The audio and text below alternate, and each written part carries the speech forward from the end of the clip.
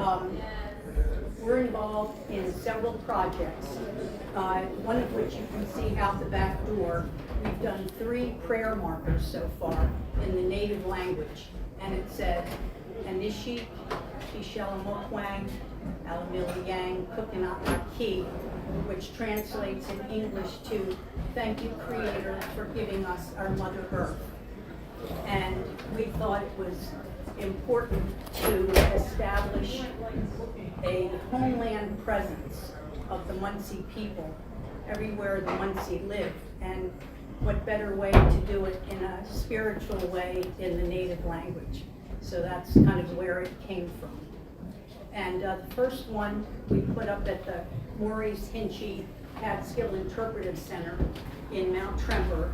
The second marker is in Wawa, New Jersey, on the tribal land of the Ramapough people. And the third marker, which you can see out the back door, is headed up to the Delaware Munsee Nation in Ontario, Canada, as soon as I can get someone to take it over the border. So, I worked with Mark Peters, Chief Mark Peters, years ago, maybe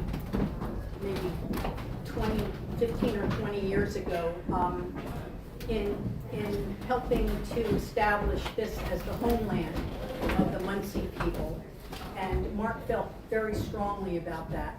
And later I worked with Heather Dawson and Karen Moscow, her daughter, and they are language keepers. And if it weren't for them, the language would have been lost because Canada had declared it a lost language about 20 years ago.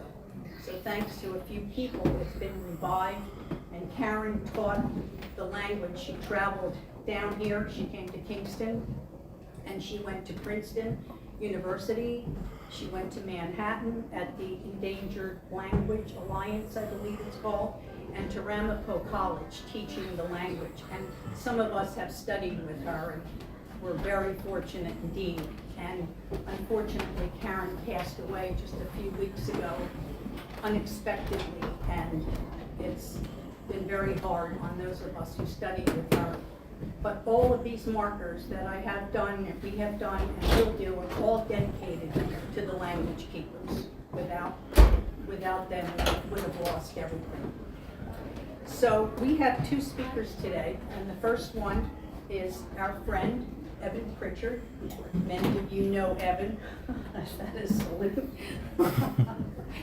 Evan is a musician, a historian, and a writer of many books and publications, 2 of which you might be familiar with, No Word for Time, and more recently, Native New Yorkers. So Evan is here to tell us about the Munsee people and their travels. Welcome, Evan Pritchard.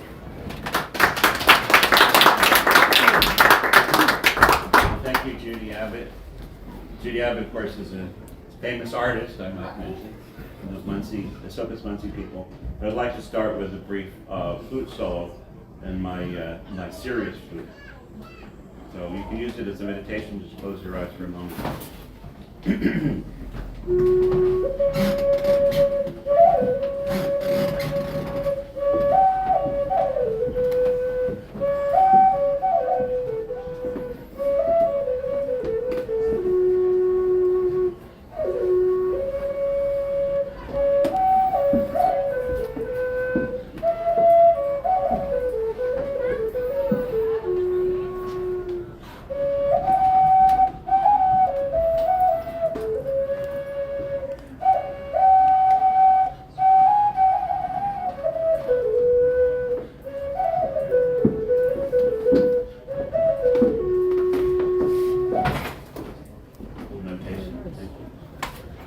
And now, Mud Turtle has entered the building, and so I'd like to do another short salute to a great flute player, Mud Turtle. Want to raise your hands? Mud Turtle is following in the program. Thank you. Ramapough Mud.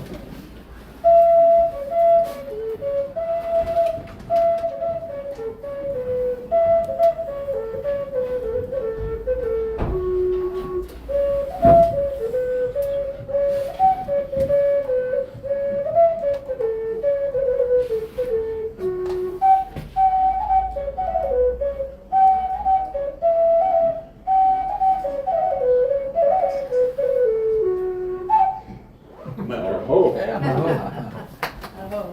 So we always, I'm Micmac, by the way, I'm how do we say, adopted more or less in the Muncie Mini-C. And so we Micmac always improvise, you see. So, let me move this. So I'm starting on a somber note. I'm going to say a little welcome song here. First, to welcome you all to Wenji Alkun, which is the homeland back east of the Muncie people.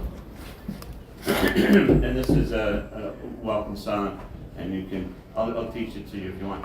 I'll sing a verse and you can sing it back. You-eh-hi-ya, hey, you-eh-hi-ya, and then you. You-eh-hi-ya, hey, you-eh-hi-ya. You-eh-hi-ya, hey, you-eh-hi-ya. Now you. You-eh-hi-ya, you-eh-hi-ya. We-hi-ya, hey, yo, yo, we-hi-ya, hey, yo. We-hi-ya, hey, yo, yo, we-hi-ya, hey, yo. You way high, oh way. You way high, oh way. So let's say that was for the direction of the south, and turn clockwise. From the south, let's see, might go to the west. You way high, hey, you way high. You way high, you way high. You way high, hey, you way high. You way high, hey, you way high. Way high, hey, yo, yo, way high, hey, yo. Way high, hey, yo, yo, way high, hey, yo. You way high, yo. You way high, yo. Now we'll turn clockwise to the direction of the north, the direction of the four-legged, out on the great white bear.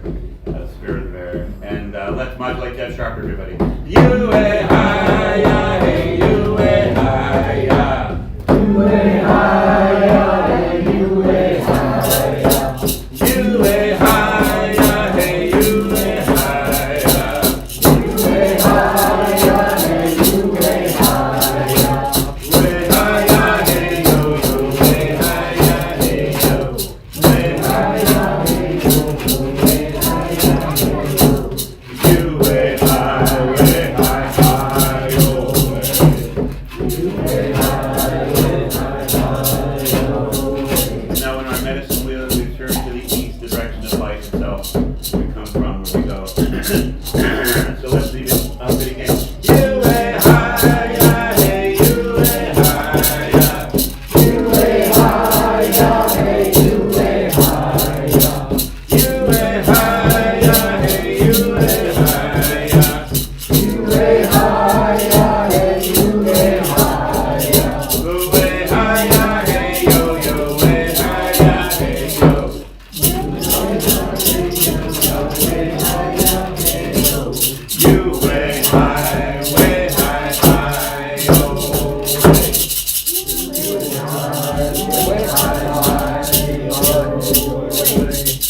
Okay, thank you. So I'm going to ask somebody, Bill, maybe, to press the button on the laptop, or whoever is volunteer, somebody. No, please. Where's Judy? I'm here, but I don't know how to do this. I'll get it. When I asked her to press the forward button when I need to print, but not yet. She's digitally challenged. This button here. Okay. So I Digitally guess. challenged. You want to do it now? Well, I don't know where. I think where- better. Taylor's working. Taylor. Okay, so it's a somber occasion to start out. You know, we're honoring Karen Moscow, as you heard, and she was a Muncie language teacher to a lot of us. And so I'm going to read a poem to her. And also, if you look at this somewhat stunning and unfortunate list of people, these are language keepers, all of them culture bearers and language teachers of the Algonquin and Haudenosaunee languages. And all these people have passed away in the last 2 years, almost exactly. And so that's something on our hearts. Mark Peters, in June 16th, mentioned him. So I'm going to read this list out loud, and as I'm saying this, you can say a prayer to honor them and pray them on their way, and as they go to the spirit world.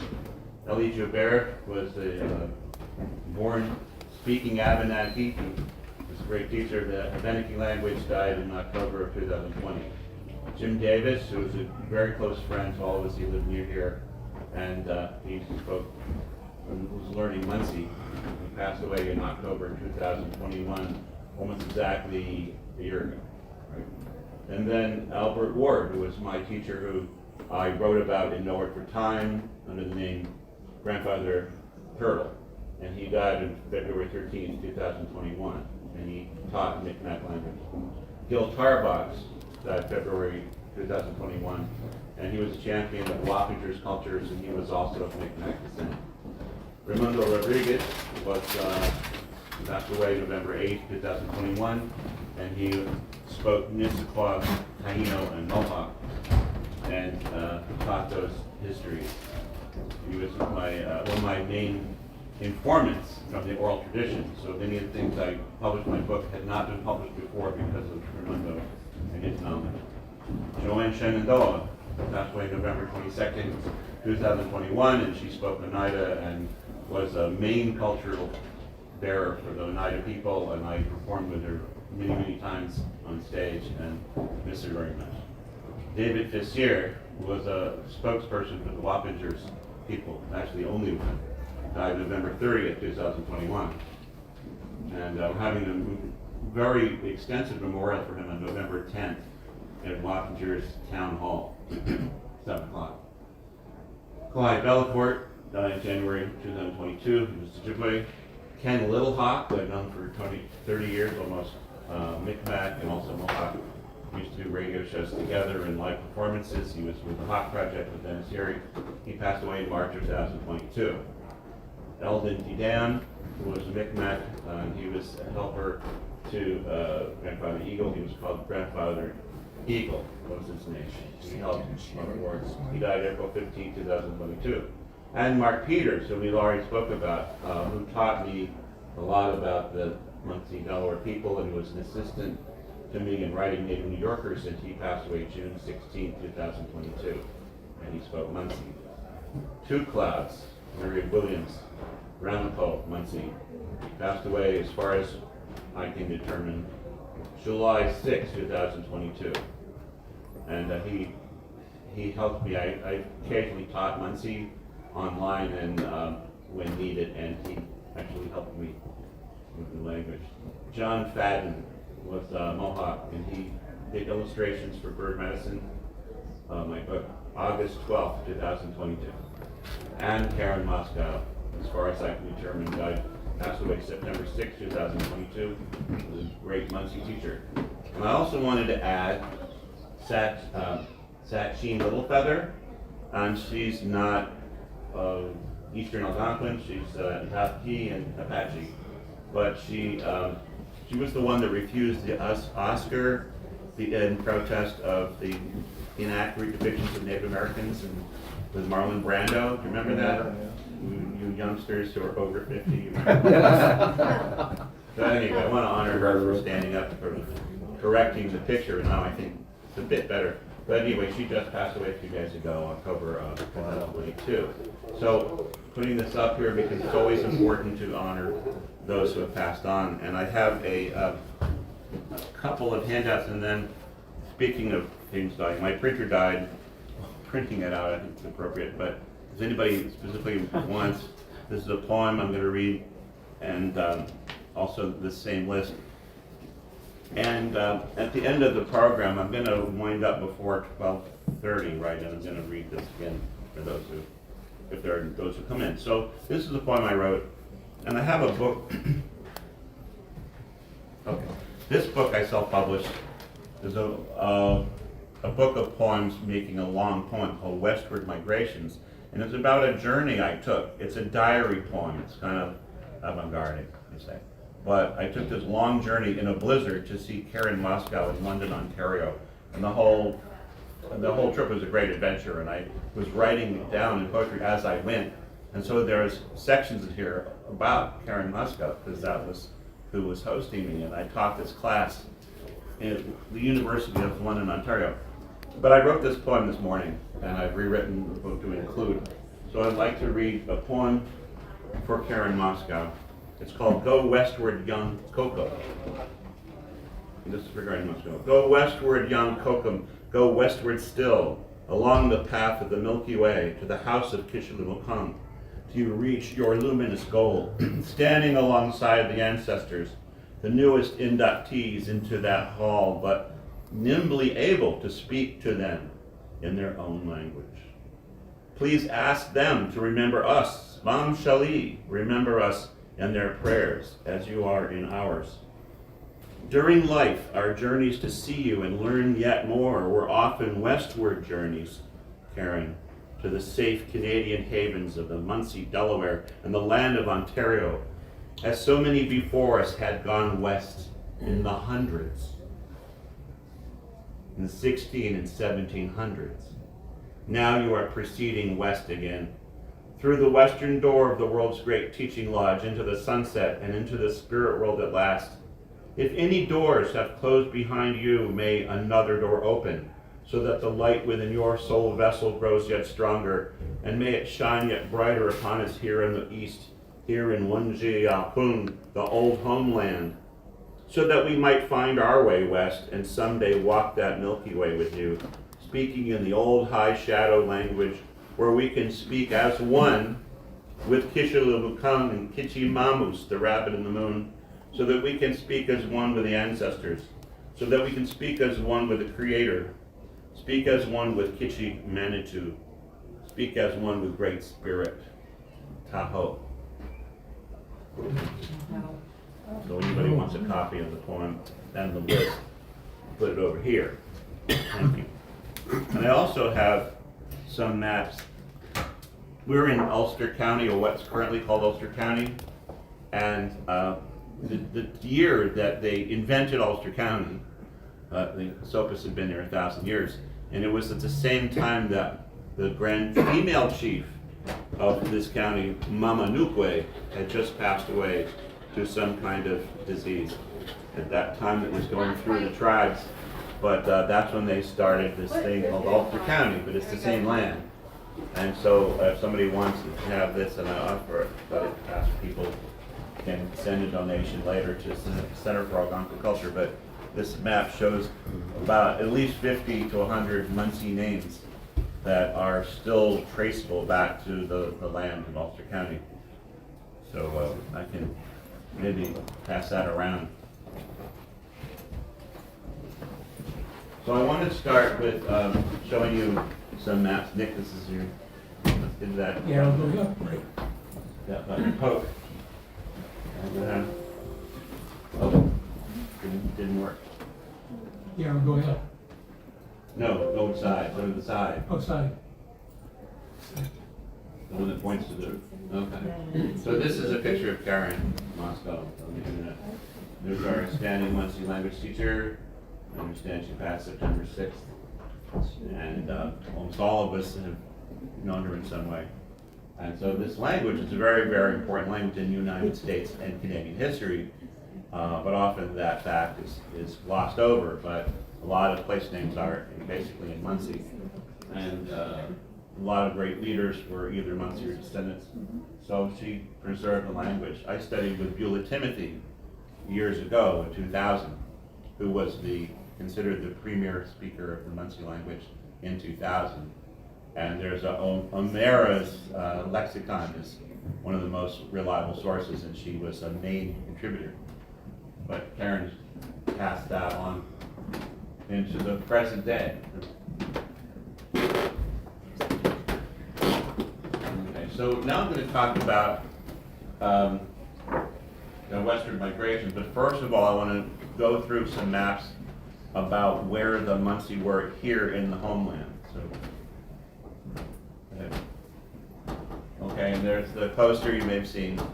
There's Mud Turtle and myself. Wunjiapung, homeland back east.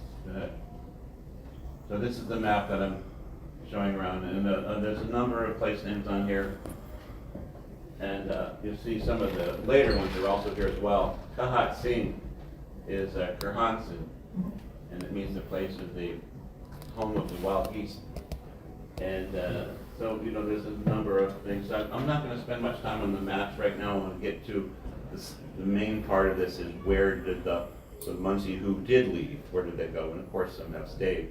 And again, Mud Turtle represents the Ramapough who stayed right here in the Wenji Alcoon. Okay, so here's the Algonquin civilization.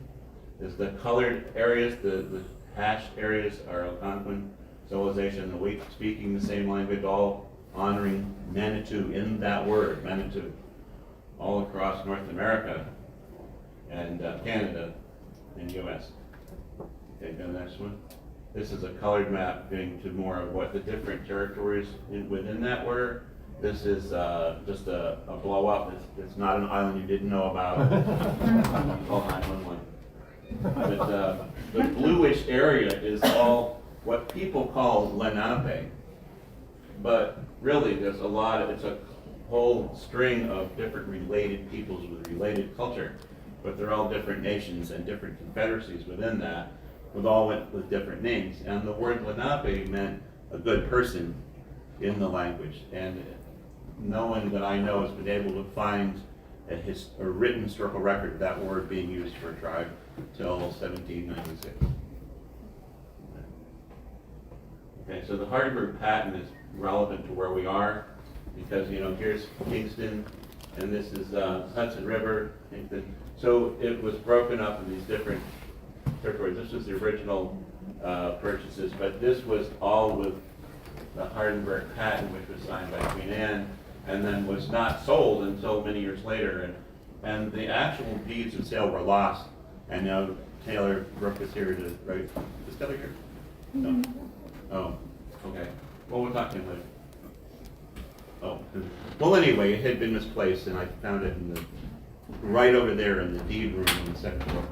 And it shows you exactly where everybody lived because they were selling the land that had been clear. So this part is this salmon colored part would be the Esopus Munsee sale, and then all the way around is Minisink, all the way up here to this headwaters. And then this is the Susquehanna here, which is that borderland with the Oneidas were on the other side. Go ahead. So this is a map I put together of all these different places that are identified as Munsee in New York State. It's a huge area when you put it all together, 10,000, who knows, I forget how many thousands of square miles was Munsee territory. So, you know, it goes to the what we call the Delaware River, but beyond that. And then the Delaware splits off into these different branches. And so the different parts of the Munsee people would be in these different branches. And this pink here is kind of a in-between, and Ramapough is one of the names for this western branch of the Delaware, which you may not have heard, but it's apparently supposed to be Ramapough, which means the river of the fish.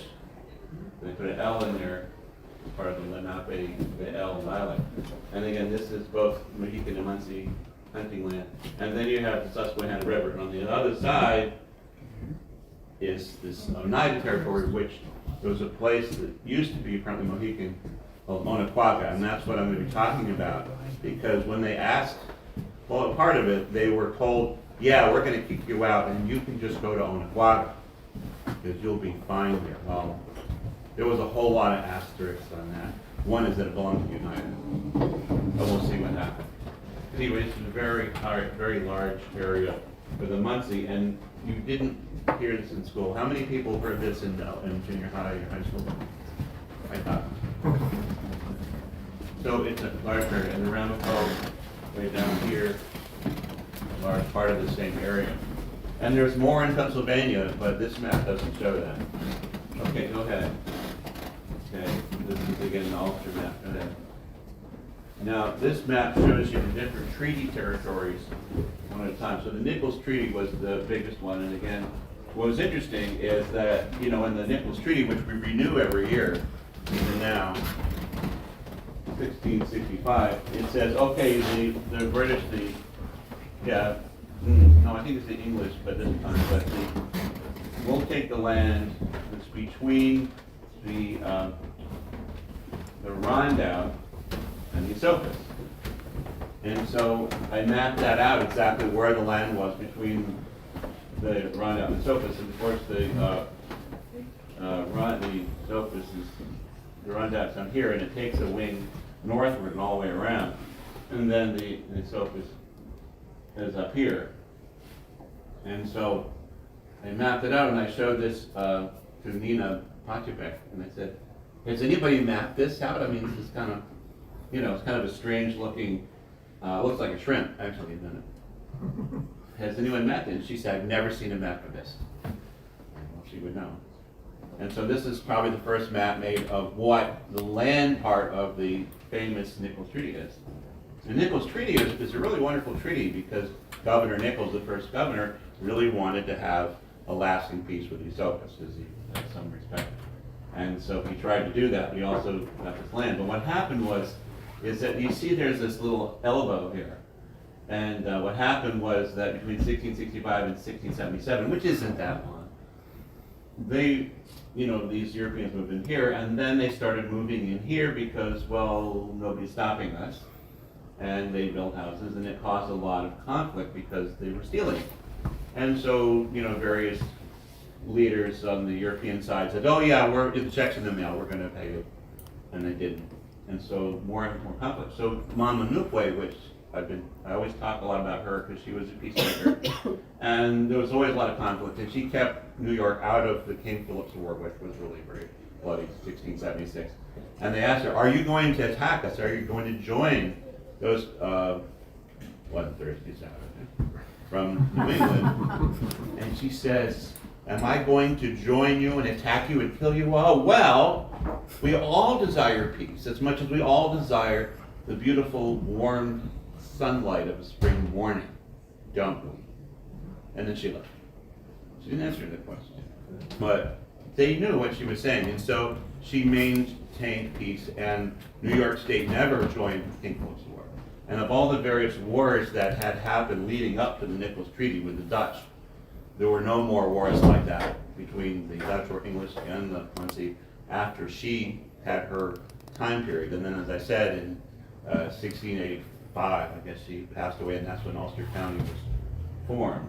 But she said, let's sit down together, and why don't you pay us something for this land that you've already basically taken, and we'll consider it paid, and we won't fight. And they said, okay. So they gave her a pile of stuff, right?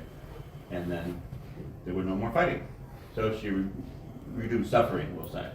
But this is the land, and in that treaty, which has a copy of that, also found that, but it talks about this waterfall and a line, an abstract line leading through that waterfall. Well, that waterfall, see, says Tinde Seyakamik, and that's where the other side of that treaty line was.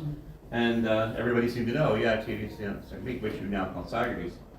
But Tinde is a council fire, and Seyakamik is eels. So it means the council fire of the eels. And everybody knew where that was. And so I called Chris Bowser of the DEC. I said, Chris, I called him up, he picked up right away. I said, Evan, I said, yeah, where is the council fire of the eels? He said, okay, I know right where that is. You want me to show you? I said, well, over the phones, okay, Chris. So he told me that was the waterfall at Canteen, and where 9W crosses the bridge. And that was where the male eels would mill around at the bottom, but the female eels were full of pep, and they had a drive, a biological drive, let's say, but they could climb that cliff and climb that waterfall and get over to the spawning area. And the males couldn't do that. There are some things women can do that men can't do. Right? And the men were like milling around, talking to each other. It obviously must be some kind of council fire. And then the women would come back. So he knew right where the council fire of the eels was, and it's there. And so Mama Nupwe knew, and that's where she made her abstract line. And that created peace. And it was much later that the Hardenberg patent was sold, because for the first 40 years they couldn't find anybody who wanted to buy this stony land. So then there, under Mama Nupwe, also, she sold most of these others. She was at the Treaty of New Paltz, where they signed for the New Paltz patent to sell that, 1677. But there's this little migrated Ramapough she sold in the 80s, and this is where I read that. Mogawasing. And that sort of implies where the heck are we? And then this is the Coxing territory. Now the Coxing Creek was already there, named Coxing because it means it comes from a high place. It comes from what we now call, what was that? What? Or not what we're saying. Kahongsi? Okay, you know the park. Anyway, Kahongsi? no, up in the mountains there. Oh. Minnewaska. Okay, now that's not a Sopas term. That's stolen from the Sioux, Oh, yeah. Lakota, and brought here. And apparently, there's a rumor. I'm sharing this with you, and I might be wrong, but they said there was a holdout of a Sopas Muncie there that wouldn't leave, so they had to really pressure them to leave. And then, in order to try to keep everything suppressed, they named it according to a Siouan name in the 1800s. But that's maybe totally rumor. But Coxing means it comes from that high place, and it comes from Minnewaska. Rochester territory has been there a long time, and there's lots of settlements there. I'm going to show you maps. That whole area was kind of where there was, like I say, the Sopas Wars, some of them happened there. And over here to the Evans patent, no relation to me, by the way. But there was a Captain Evans, and he lost the patent pretty soon. And these red lines are crossings where they would cross the Hudson River with dugout canoes. And you would trade, you would give them some beads, some wampum, some furs, and then one of these industrious young men, it could be women, would row you across in the dugout canoe, and they were called, these were mahouls, which means tulip tree. So the word for tulip tree in your yard is a mahoul, but the same word for the dugout, because it was made from tulip tree. So if you're going up to take your date in an outing, you row up, would you like to take a ride in my tulip tree? And that's how it's done. So, interesting point. So all of these are these major crossings. So I'm going to move ahead here. Okay, so this is the Catskills, and you see the Minisink wrap around the Esopus and come all the way up here. The Minisink, with their capital in the Minisink Island near Port Jervis, is wrapping all the way around the Esopus. I didn't know this until I was looking at the Hardenberg sail. This is Esopus Muncie. This is the main part. And Woodstock, Wahkung, by the way, is Woodstock. That means a peaceful valley. And this light blue is their main territory, and the darker blue is hunting land, so to speak, but still a number of villages. And the whole Schoharie Valley became Mohawk gradually. It had been Mohican, and then they all migrated east. And the Mohicans ended up in the Catskill watershed, and they used watersheds as their boundaries. And so the rivers became highways, and then more up here. And of course, here's Coxsackie, and this whole area had flint and very valuable minerals. And so, unfortunately, from 11,000 BC, people coming from all over to get Coxsackie flint, that green stuff, it's so beautiful, and other kinds of flint. And so eventually there were conflicts. And the Esopus Muncie actually claimed part of this, as did the Mohawk and the Mohicans. And they divided it up fairly, and every once in a while they'd be a little friction. But there's evidence of Esopus people living here too. So there's much more here that I can talk about, but you can ask me later. But Schoharie Valley is a very isolated and therefore in some ways still a very pristine place. And there's lots of stories I want to tell, but we don't have time. But over here, you see Shawnee. That's another interesting thing. Okay, so here you have blue representing Bear Creek, connecting to the main river, and over here you have the west branch of the Delaware, and there's a gap. You see this gap here? And there's that little red highway, and the red highways, of course, represent native trails that are now driven on. Well, they were having conflicts. They needed to preserve that portage there because that portage served the entire region. But going from the whole Delaware Valley over into the Schoharie Valley. So they brought up the Shawnee by treaty and said, come on up and help, keep everything clear. And they did. And so there's a Utsayantha mountain. Utsayantha does not make any sense in Muncie. Utsayantha, you've heard. And then, so I know you've lived in Schoharie Valley, right, sir?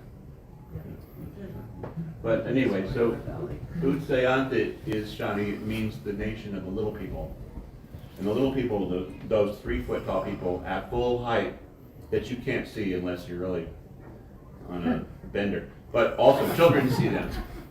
And so you don't mess with them, So the belief was among the Shawnee and the Muncie that, they defend the hunting land and they'll defend the game and to good people who care about the environment. And if you're like causing trouble, they're going to get you one way. They can give you arthritis or whatever. So what this means is that, the land of the country and state, the nation of these little people, that you better take really good care of the earth there. So I'll tell you a little story, and that I was driving with a friend up Utsayantha, and it's a very steep road, kind of gravelly, and you kind of slip backwards as you're driving forwards, and we're trying to get up this mountain, and this quail came and jumped in front of the car. We got to stop, can't hurt quail boy, And so we waited for the quail, and it's nice to see quail, and then he left, and then another quail came and stood there. And we waited the car, okay, I guess we're not ready yet. And then another quail came, and over time, and I mean time, there were 12 quails, one at a time, who each tried to slow us down and say, don't race up this mountain. There might be life forms that you would hurt, that you wouldn't even know, so just slow down, dudes. And so there were 12 quail in a row, and then we proceeded to the top. It was a beautiful scenery. But I'm just telling you the story because the quails work with the little people. Okay, so there was a number of migrations. So a lot of these different groups migrated around the time just before 1776. I guess they felt something was happening. And so this just gives you an idea. The Taino continued to come up along the trade currents. The Wampanoag, by the way, went to Dutchess County. The Moravians went to Dutchess County in 1746, and they started keeping careful baptismal records in German, and then at the same time translating them into English in case anybody ever wanted to speak that language, because the government by that time was English. And the Moravians wouldn't take an oath, even to the King of England, so they got in a lot of trouble and they kept getting kicked out. And so the Dutchess County sheriff got mad, and he locked up one of their leaders, an older missionary, and put him in the basement in the Poughkeepsie courthouse. I think this was after this building was standing. And put him in manacles, and he got tuberculosis, unfortunately, and died after that. It was a big moment in Moravian history that happened right here. Okay, but the Wampanoags were one of the groups identified in the baptismal records. They asked people, who are your tribe? Where are your people? And they all said various things in their own understanding of, whether they were Hoogland Indians or Wapagers, or whether they were Ethiopians or Mohicans. But a lot of them said they were Wampanoags, and what that means is the little nation of the Wampanoags. And so what happened is, in the Battle of Taunton, they ran across what's now Route 44, and they went to Chicomico, which is in Dutchess County. And Chicomico, some people say, means a big welcome. Chicomico. And so they welcomed all these people. And so that's, the Wampanoag is one of the migrations. Well, the Muncie went all over the place. The Shawnee went down various places. Cheyenne used to be here in Michigan and in Wisconsin. They went west and northwest. And Stony Creek Cree went way up here. So there's a lot, and of course you've maybe read the Mishomis book talking about the migration of the Anishinaabe, and that's represented here. So there was a lot of people moving, and I'm going to talk about the Muncie today. Go ahead. And some of them. This is, by the way, I mentioned that that Rochester territory, not the city, but the township, lots of villages and lots of rivers that had native names, one of which was Monosasing, which has since been renamed 50 times, but which means a small island with small stones. Go ahead. And Kingston, of course, was the homeland, like the focus of the homeland. And Wiltwyck, I believe, the word Wiltwyck, which is still there on the maps, Wiltwyck, I believe was referring to the Esopus, who prided themselves in their wildness and their connection to the wild. Wilt would be Dutch for wild. And there's a word that means wild in Muncie, which means to seek knowledge in the center of the forest, the wilderness, rather than a bunch of crazy people. And I agree with that. But anyway, so there's still a Wiltwyck, and I believe that, I'm suspecting this location of that may suggest that there was a strong central group there near Kingston Point. And of course, this Ponkaki Street is right there. Ponkaki really means the land of the biting bugs, and you may hear other translations that may be more elegant, but that's really what it literally means. Honkies, you can ask Alf Eversole, he's not here, friend of many of ours, and he said that honkies were those little biting bugs, you can't see them in the seams. Anyway, more later about that. Go ahead. Okay, and how far north? Well, they went to Coxsackie, as I said, but a lot of these Muncie trails, which are now numbered 32, 9W, 9, those three very important Muncie trails, stretch all the way up to Albany and all the way near Tawaganchi Hill, which was where the two-row wampum tree was signed. And that's a whole nother lecture. That's another 9-hour lecture. We'll save that. The two-row wampum tree was between the Haudenosaunee and other natives and the Dutch. And basically the two-row wampum treaty, which we still also renew every year, is saying that, we won't sink your boats and you don't sink ours, and we'll just let each other row on our own chosen path. And I thought that was really smart. That's actually based on the teachings of the great peacemaker of the Haudenosaunee. And we still try to follow it. Go ahead. Okay, now this is a map that I made based on the deed that was with Thomas Chambers. And I'm sure how many people ever heard of Thomas Chambers? He's really the granddaddy of Kingston.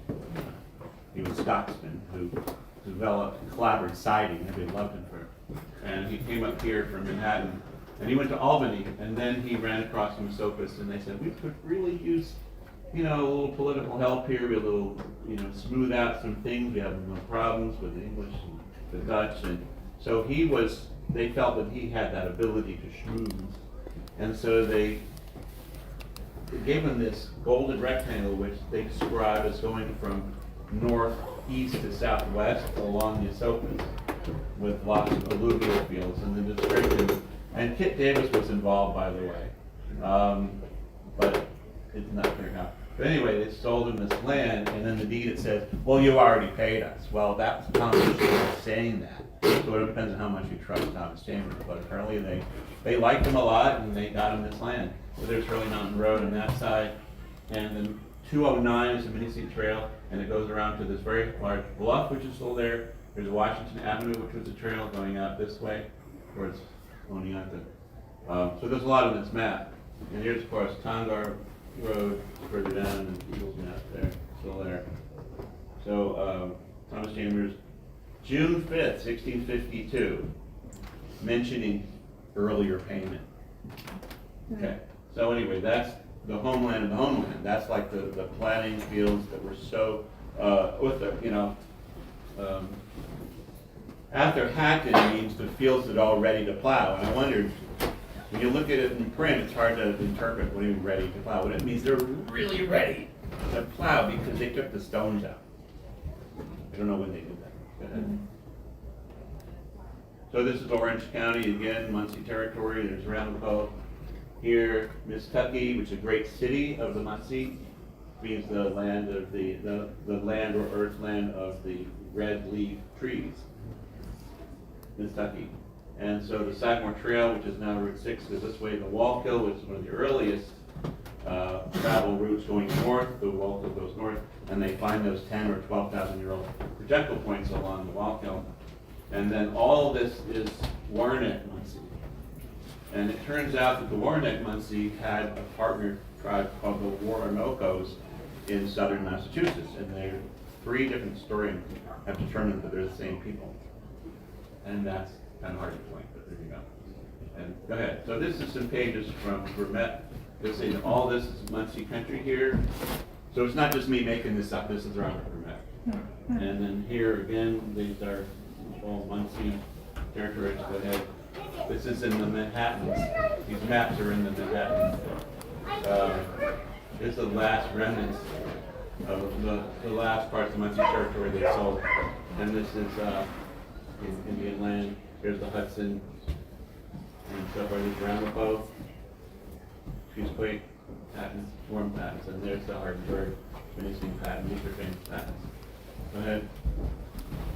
This one's a little hard to read, but again, you see this is 1664 to 1673. This is Southern territory.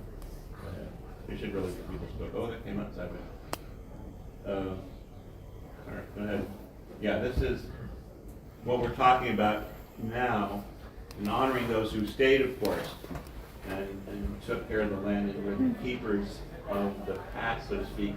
But here's the Muncie homeland, and here's just some of their adventures traveling west that I mentioned in the poem, to all these different spots. Sandusky, by the way, was very important to Mark Peters, and he said this is really a big part of our history that almost nobody has written about, and I didn't end up writing about it, but he did, and he's written a paper somewhere on the importance of Sandusky to the Muncie. So they went from, Kittanning, and Coshecton, by the way, was the river crossing that they renamed in Ohio. Anyway, there's so much here, and here again, Stockbridge, Muncie there. But there's a lot on here. I can't go into it all in a million years, but it just moved. Cape Girardeau was very important to the Muncie. They were moved there early on. That was part of Spanish territory. And they thought, now here we can stay safe forever because this is beyond the treaty boundaries of Rousseau will be safe. And then guess what? Then along came the Louisiana Purchase, and Cape Girardeau became American, and they had to move again. And so they went down to Texas, and they were by this time called the Delawares, or in Texas, Delwas. And they started a whole big town of their own, and then it was called Dallas. And then again, they were moved out and moved on. So they built a lot of these cities. Go ahead. So the Western Migration, some Muncie, such as the Ramapough, Lunaape, Muncie, stayed in New York and New Jersey, and then again, keepers of the mountain passes and river crossings, and others, such as some of the Esopus Muncie of Kingston, split up and went in many different directions, including those who stayed and tried to blend in. And there are still Muncies around us, and of course, I'm picking out Judy, but there are others. I see them, I recognize, and I see them in the streets. There's some Muncie, but I don't want to bother them. They were encouraged to go to Onondaga, which was Oneida Territory on the other side of the Susquehanna, where they would be welcomed, and some actually went. And very few people know about this. But go ahead. So this is route. Well, Washington Avenue is right over there, and that way, I think, 2 blocks, and that part of the trail, and that continues as Route 28. But Hurley Mountain was in the way, so they go around from here. This Kingstown, that's us, and then you go up Tongar Road, and then 213, and then goes along the river here as 28, and then 28 branches off in this orange trail that goes up here, and then Papacton is at the end of 30, and that's part of the Papacton Trail. So we're really right near part of the Papacton Trail, and Route 209 was Minisink Trail, and that's part of it for a short run. And then this is Route 23, which is also another trail to the Susquehanna. So it all ends up on here, and then and then it goes south along the river to Onondaga, and that's really where they were going to. And I was trying to find a way to prove this. I called Mr. Foltz, Dr. Foltz up in Albany, who's the head of all history, has been for years. And I said, so how do I know that 28 was really a portage trail? I'll probably never hear from him again. But he said, oh yeah, I have a map of that. It's like we have an app for that. Well, he has maps for that. He sent me this incredible map, and I lined it up, and sure enough, map used by George Washington had 28 as an Indian tribe, all the way here, and then to Onaquaga, which is where they came in merrily to destroy everything. Okay. This isn't a happy story all the way, but Onaquaga, okay. So Onaquaga is the way I can characterize it. The spelling is all of it, 30 spellings, Oquaga, Onaquaga. But I call it the brass ring of the New York frontier because everybody wanted to go there and increase their fortunes, to increase whatever it was they wanted. They wanted more of it, and they all felt that it would be that would happen to them if they went to Onaquaga. So that sounds absurd, but it's true. I'm going to prove it. So the heart of Onaquaga was the Council Fire Island in the Susquehanna River, where Old Route 17, which is the East-West Trail, according to Washington and everybody before him, crosses on its way from Hoboken, New Jersey to Lake Erie. You know, ever been on the quick way? It's not so quick sometimes.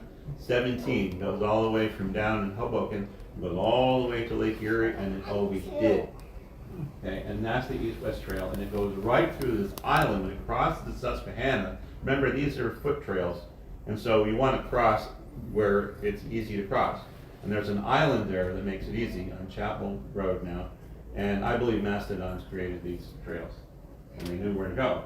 So the homeland of Onaquaga is in that Susquehanna Valley, from Otsego Lake down to the Susquehanna, Pennsylvania, going that way. That's Onaquaga, and that's like on the west side of that's Oneida territory. The area west line was Oneida, one of the Longhouse Nations of the Haudenosaunee Confederacy. You know, we call it the League of Nations of the Iroquois. Settlement before the arrival of Caucasians, but it was Proto-Mohican territory before that, 4,000 years or so among friends, what's that? But it's important to know what used to be Mohican. And Mohicans are ancestors of our Sokomunsi. The Susquehanna River is dotted with Council Fire Islands. They've been used for thousands of years. So they used islands so that the chiefs could meet with a certain amount of privacy, so if they wanted to be alone, they could just block the crossings of the rivers on both sides. And also that they could be accessible by canoe and on foot. So Onaquaga features several of them. And Otsego Lake, which is the source of the Susquehanna, was named after Otsego Rock, which was the council fire place that was referenced in Cooper's work. Remember Cooper, James Fenimore Cooper? William Cooper and William Beauchamp both interpret the Mohawk word Otsego as a council fire place in Mohawk. And the rock, which is in the lake itself now, was used until the 1700s for council fire meetings, and now the water level has changed. But there's lots of historical records of them meeting there. And that's going the other way, down the Susquehanna. Okay.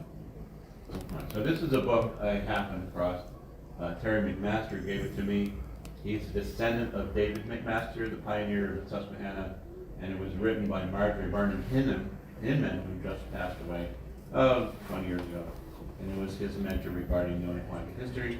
That he introduced me to Evelyn at the old Onaquaga Historical Society, which is in Coldfield, by the way, and an assistant to him.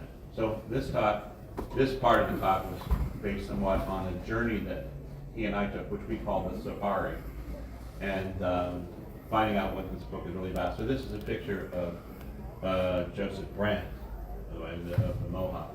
And he's the one that stirred up things at Onaquaga in a big way.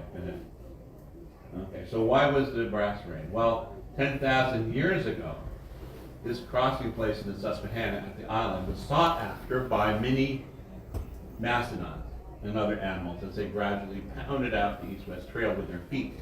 And then that became Old 17, and now we have, forget New 17 is irrelevant. Okay, 3,500 to 4,500 years ago, it was a brass ring for the Proto-Mohicans, which archaeologists call the Meadowwood people, as their place of ceremony in the west and the land of evening. So the word Onaquaga means the land of the evening in Mohican, and that's in another mile, the other mile. You know what I'm talking about. Lion miles, in his Mohican dictionary, he confirms it. Okay. 1400 BC, Proto-Oneida settlement came in. So archaeologists say they came in at 1400 and it was an ideal location for trade. Their Iroquois or Haudenosaunee ancestors had forged a very long journey eastward, and then when they got to this point point, they stopped and chose it as their new homeland for their like brass ring that they would be successful here, and they were. In February of 1643, and then 1645, there were in 1664 there were lots of battles with the Dutch, place of safety for Delaware refugees heading west, escaping terrible wars where hundreds died. And we celebrate those often at Old Dutch Church. We've had memorials for this particular series of Holocausts at Old Dutch Church. We're very respectful for these ceremonies. So it's theoretical, but we're fairly sure that some of those people went to the Ramapough Mountains, but some went further north and went to Onaquaga. And this, again, is a logical assumption. Okay, 1665, remember the treaty with Nichols, to 1745. This was a time when treaties were being signed and the soldiers were selling land and then they had moved somewhere, and that was the next land beyond their land, a favorite destination for Munsee migrating during the English occupation. Now, again, Ramapough brokered peace by selling much of the Esopus land between 1677, which was New Falls, and 1685 in Persen, and he went to Onaquaga. We know that some of them went to Onaquaga. In 1750, the brass ring of safety for the refuge of the Tuscarora. How many of you remember the Tuscarora had a lot of trouble down south? They had a long journey up Route 29, I think it was, up to integrating into the Longhouse Confederacy, but it took a long time. So in 1715, that's when they lost their land down in, where was that? Anyway, down in Georgia and Savannah. Next slide, please. Okay, so in 1739, this was actually very important to the natives because William Johnson, 1739, saw it as a brass ring for building a trading post. And he got trading rights to the entire region to the local natives and had the blessing of the king and built one of the most successful trading posts in the East and in history, bringing him wealth and influence and leading to his position as Royal Indian Agent for King George II and III. And that was hugely influential, not all good, but he got involved by marriage with the Haudenosaunee. And that changed things. So this map over here, hand drawn, but here's Chapel Street. I mentioned that was the old trail crossing the island here at what is now Windsor, New York. And then there was a fort and a crossing island here, another island called the Big Island. And here's this Route 17, east-west. And this is this Windsor Road, which is a trail. And it's about 16 miles to Unadilla, which was a whole big battle site involving Chief Joseph Grant. And then Harpersville was another settlement. And here's 79, the road to Ithaca, and another trail. And this OM here, if I can find OM, is Onaquaga Mountain here. This whole area is Onaquaga Mountain. Anyway, so you see this area where Onaquaga is. So 1746 was the obvious choice for the Esopus and the Minisink, who had sold the hardwood patent land and needed a new place to live. Well, they sort of needed a new place to live, but in that nobody could seem to sell the land to the white colonists. And they said, hey, we'll just stay here a while. This camp, have some hot dogs, because nobody was bothering them. So it was a lot of them living in land they had sold, but nobody wanted it. And then eventually they all moved, and they moved to Onaquaga because it's the very next land.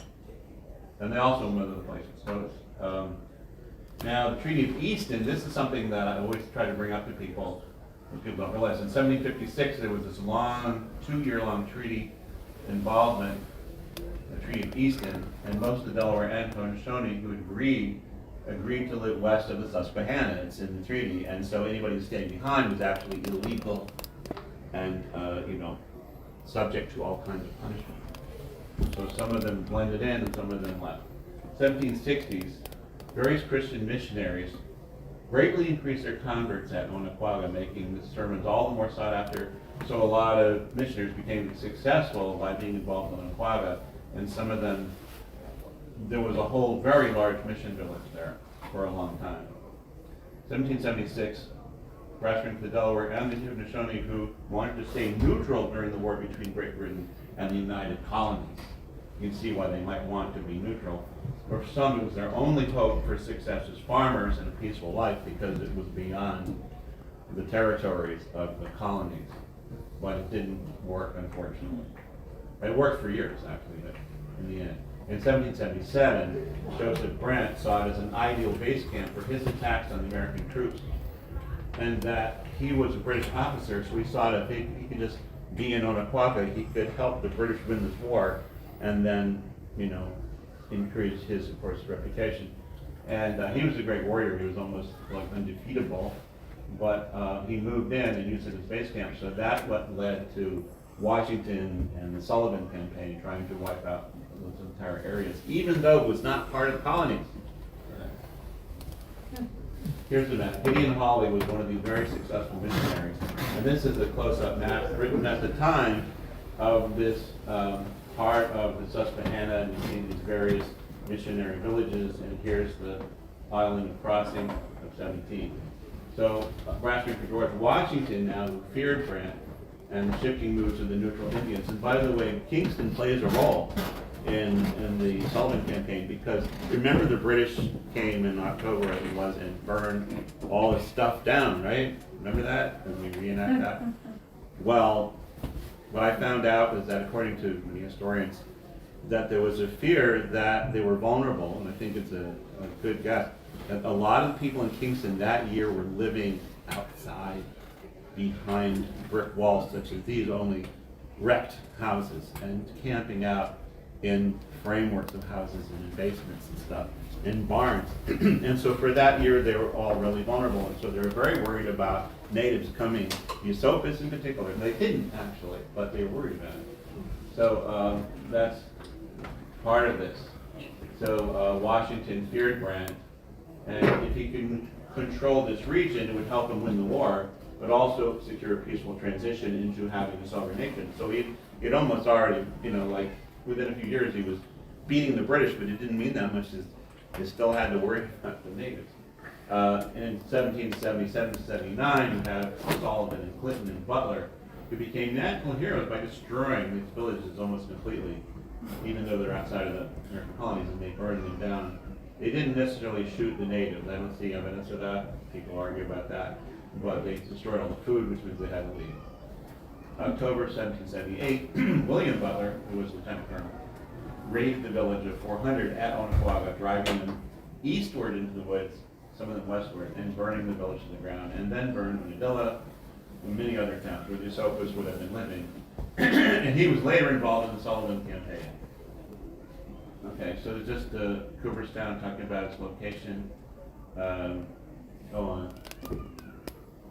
And again, this is the head of the Susquehanna is right at Cooperstown.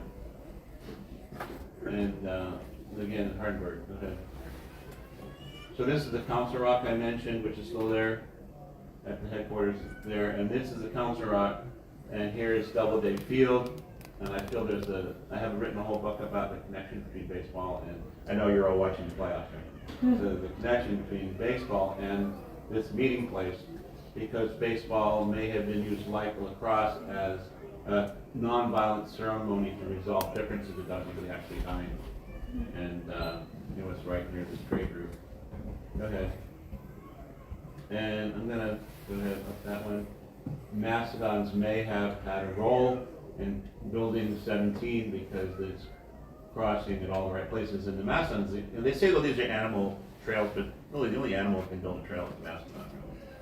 Because the deer wander around, and the mastodons, when they herd, when they stampede, they go straight, and they create a big trail right away. So this one is in Ithaca, and was found in Hyde Park in 1990, and excavating a pool. It was found in the Wappingers Muncie village of Aquanessing, which in Muncie, according to Mark Peters, means muddy place of the mastodon. Aqua meaning mastodon, according to him.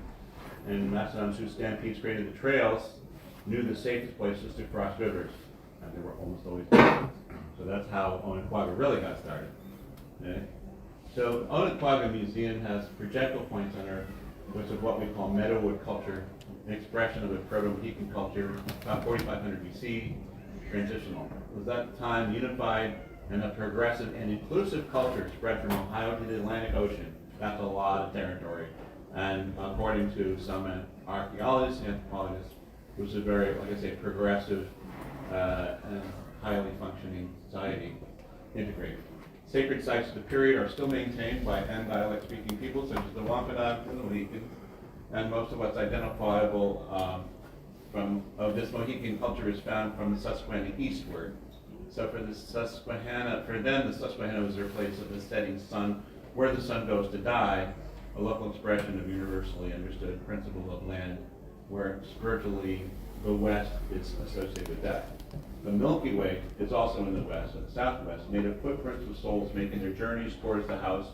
I dropped that word out. It's, I have to get back on that, but traditional.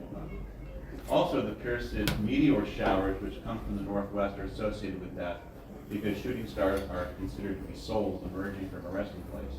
So, Persen meteor showers happen every year on August 10th or 11th, and so there apparently were a lot of ceremonies involving that, and we still see the stone sites from that aligned with Persen. Now, the word Onaquaga means evening.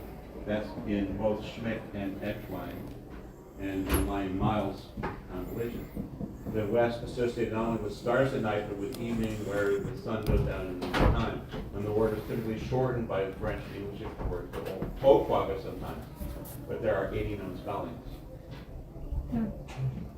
Now this, if you go to the museum that's dedicated to Onaquaga, you see this so-called Mohawk vessel, and there's always room for dispute. But in 1928, Chester Mallory, local yokel, found the largest turquoise pottery jar in existence in a cave in Windsor, and he contacted Arthur C. Parker, director of the Rochester Museum up in northern New York, and they bought it from him for a grand total of $200, and has remained there ever since. It's 14 inches tall and very large.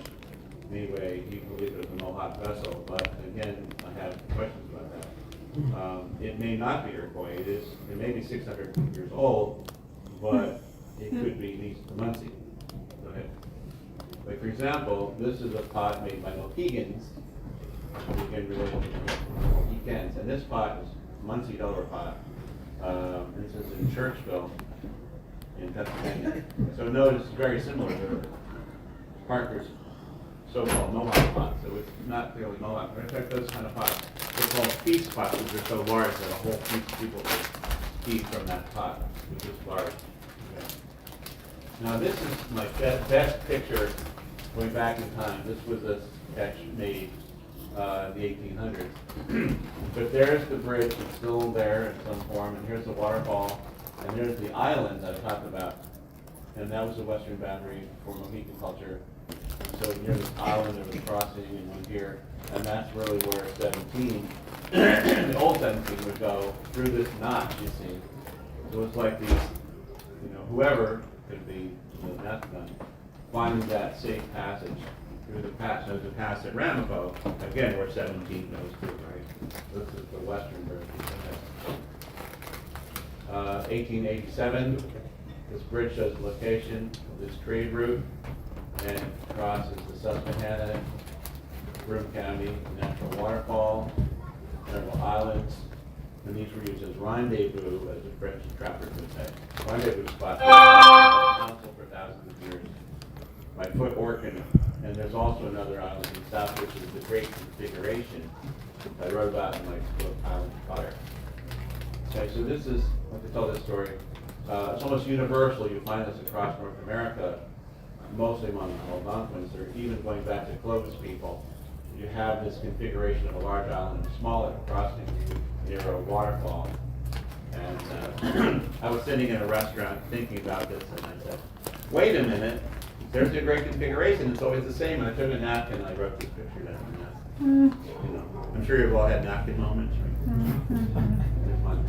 Okay, well, you're not going to read it, but there's 15 major points to what constitutes a Great Configuration. You're going to have to trust me. I've talked about some of this. So this is blow up 17, and there's pizza wings and things, and here's Chapel Street, that's the old 17, crossing right at this island. And, okay, so this is interesting because you know, there's these waterways and there's portages, and here's where deposits. So you can go from this whole waterway going west, with all these rivers come together, and you get to deposit, and then you follow this waterway, and it gets you right near Onaquaga, and then you have to carry your canoe a little bit further.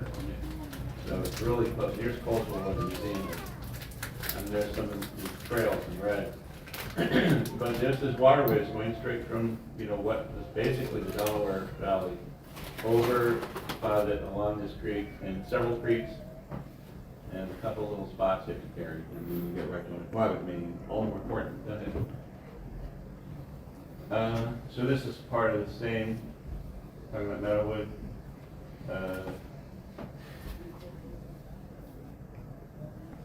They're talking about Mohican territory during that Meadowood period, an ideal crossing for the Susquehanna, where it's shallow with several islands.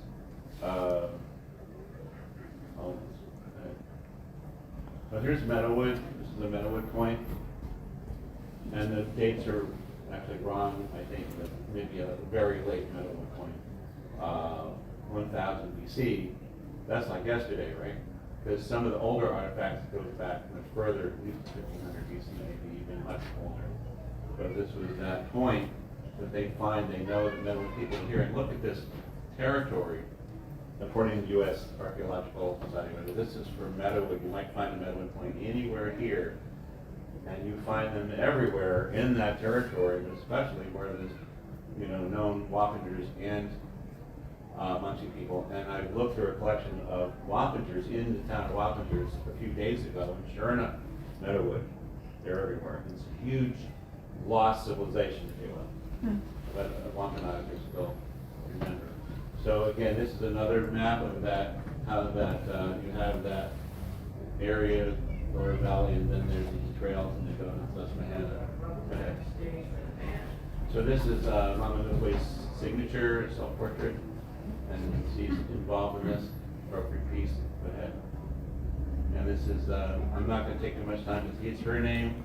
The way they spelled it down, they thought she was saying, Schumacher is in the naam van alle de Estopus Wilde. That was direct, I'm sure she spoke Dutch, best she could. She was highly respected by Dutch leaders. And so this is in her words. She said, I am Mamara, the Schumacher or statue of in the name of all of the Esupus, in other words, the small river people, the wild, and hence we'll So again, it's your signature at the bottom of this renewal of that tree. Go ahead. Again, I'm not going to read all of it, but you see this is her glyph. They all had glyphs. They all used glyphs at this time. This is 1677, pretty late, and her glyph looks like a bass clef. But I'm sure she did not play electric bass. It was very cool. So then it became a resting place. Onaquaga became a resting place for Tuscaroran refugees. This is what we're saying of North Carolina, the southern tribes did not escape from the war, resisting the encroachments. They put them in the front of the German Palatines, almost destroyed the River Taw, and they were sold as slaves to the Allies and the English. The largest portion, unwilling to submit and unable to contend, is a famous sentence, removed to the north, joined the Confederated tribes of New York, were accepted and established as the sixth nation of the Iroquois. You've all heard about that. You heard, oh, there's 5 nations. No, there's 6 nations. Well, there were 5, and then the Tuscarora joined them. And then the Oneidas, they were located immediately in juxtaposition of the Oneidas to the west of them, and they were that way in Onaquaga too. And the Oneidas gave them the settlement out of kindness. Okay. William Johnson, a whole nother lineage of time. He was going way up very fast with it. And this is a map of Oquaga Mountain, which is in the middle of this bend in Susquehanna. And here's the fort erected long ago. Rebecca Kellett Ashley. She was one of the main missionaries, very beloved of the Oneida and the Muncie here. Okay. This is another relief map of this island at Onaquaga, not the one where 17 crosses, but just above it where the missions were. more hardware patent. Okay, so more about that crossing. This is, I mentioned the Esopus deed. Again, just to show it so you know I'm not lying, is the hardware patent. 40 years later, in 1746, they actually were able to sell it, and the Esopus sold the land to the colonists, and this is in English, describing the whole thing and all the people that were involved.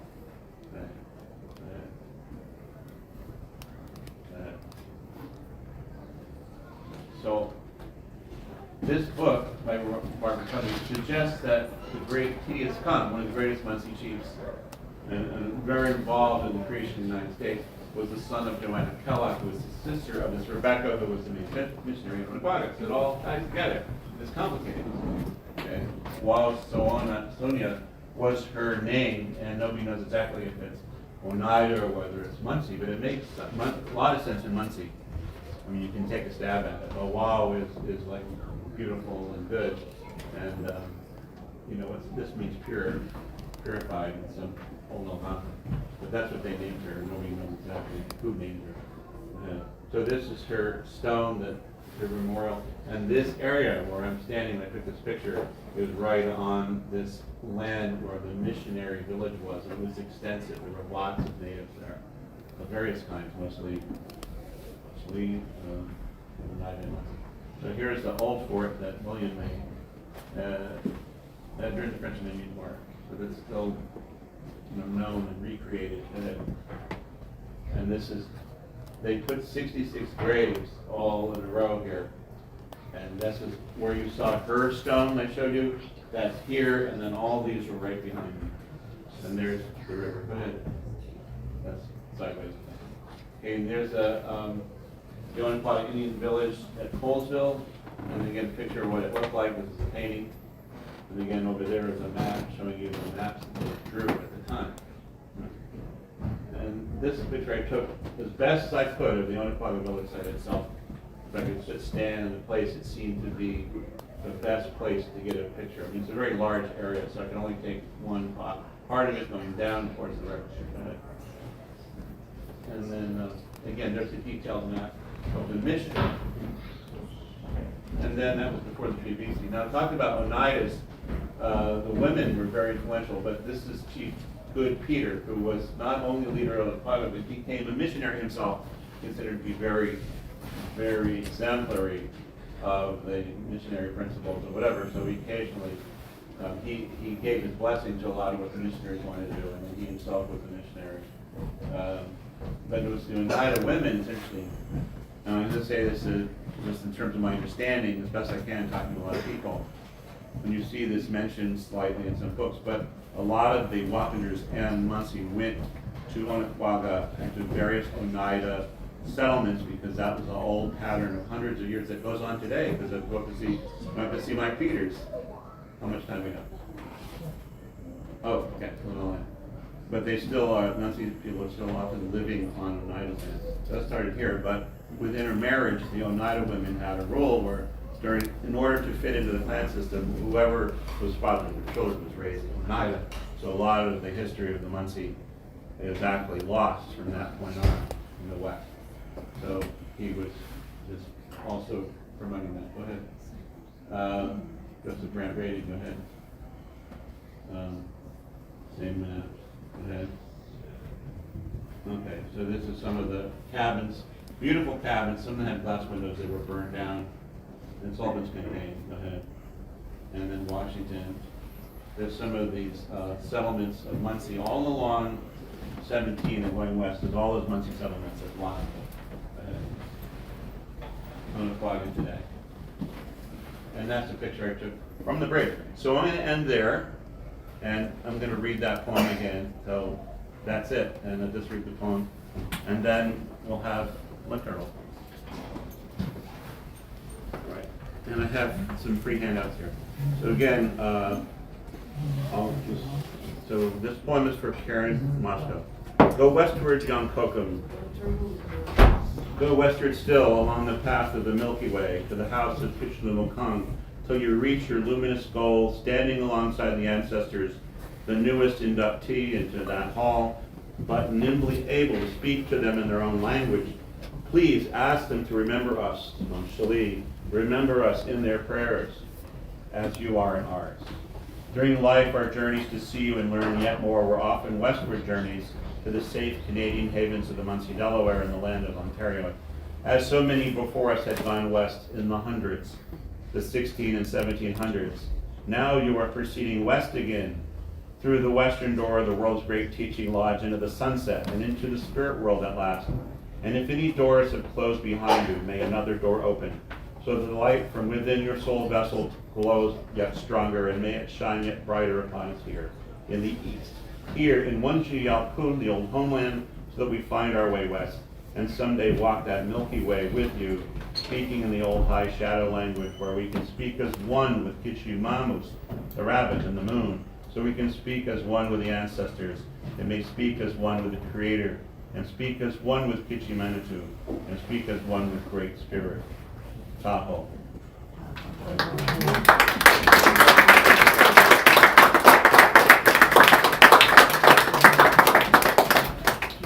There's a couple over here, copies of the poem, and the list of our language teachers was passed. And there's Matt.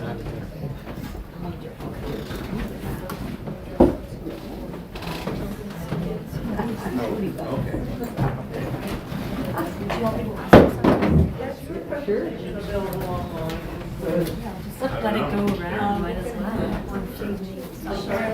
Save names.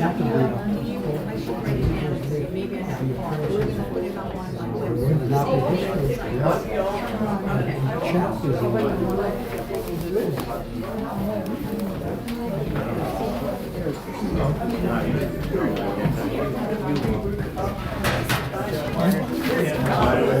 No, I don't know. I mean, I So, you like the big one? what? Where are we going? Well, I'm going to the side. If you want food, we will here. I'll see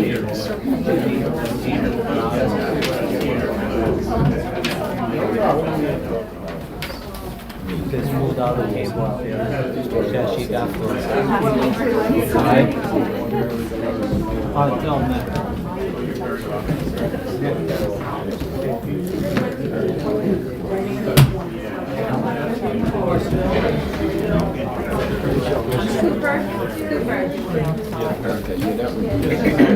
Tell me where we're going to be. Go outside. I'm going to set this camera up. Is he gonna go now? No. Okay, so, We're gonna have about 10 minutes. all right, you want us to do a So song? you can get past it. You want us to do a song? Just tell me your website, don't give me cards. SaveNameSites.com. Save JD, 10 minutes. Let's do a It's on song. the bottom of the phone. Thanks so much. You're welcome. Judy said to do a song. We got 10 minutes. We're gonna take a 10-minute break. And I think we're gonna have docs talk outside. It's warm around here. Yeah. That was a long one. That could be a whole, What? You can do it with me. That's So what we're we're gonna killing do. the college. I think Yeah. we're gonna do it. We're gonna have to Oh, get man. some seats and things. So maybe Jake, although he didn't say anything about Staten Island, which was Lunaape too. Yeah. I mean, that was Manhattan, and you got Lunaape, and got the big war. I mean, it was rough. Yeah. I think he was going to go longer, but the time ran out. I'm glad, I think you, Mark, you said that's enough. Bill, Oh, he just came down. Doesn't go. He's gonna talk outside. Yes, all the elders is gonna talk outside. If you want to take a round. Yep, you see it with this great cabins, and everybody underneath it, we're gonna be right there. Oh, yeah, you would want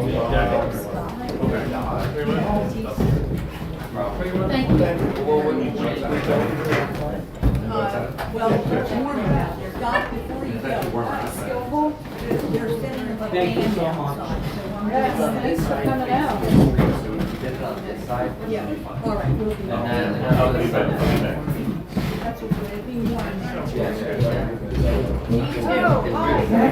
Yes. Yeah. Sure, that would be good. Yeah, you have a booth in there. Oh, yeah. Say hi. Yeah. So you make, right around the corner. Maybe Yeah,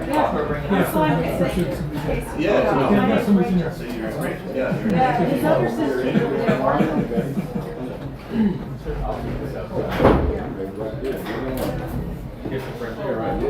I'll be coming out.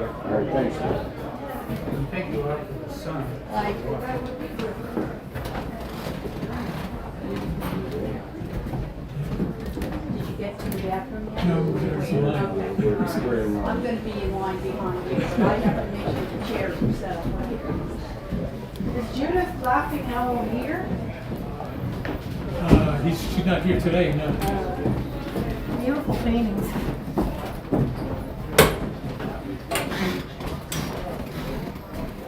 She lives up in Showcase.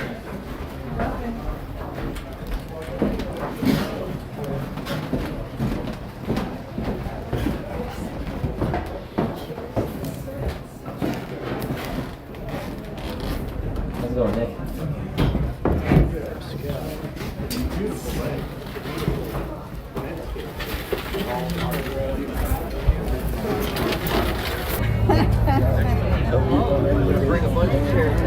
That's right, that's what he has in mind. That's right, that's what everybody's here for. Yeah, that's good. Well, that's what they want.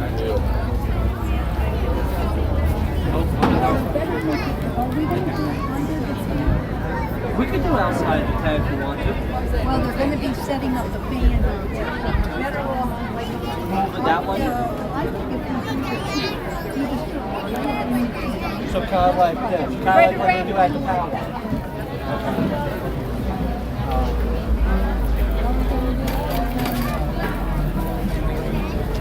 Yeah, in the circle, right around.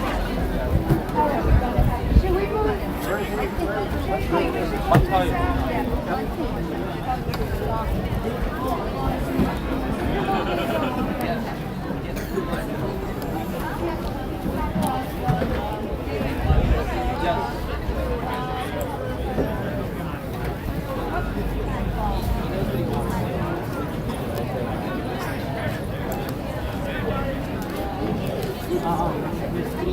Where's a good place to put this I'm gonna, camera? let me see, I'm gonna put Doc in the sun. I'm gonna put Doc behind. One circle? Yeah, one circle. All right. Ruskin, I'm gonna put Doc in one of these. Okay, all right, so I'll put it right here. All right, you guys want to do a song fast? I gotta get this set up, so. Let me have, I want one of these copies. Oh, yeah. And that. Oh,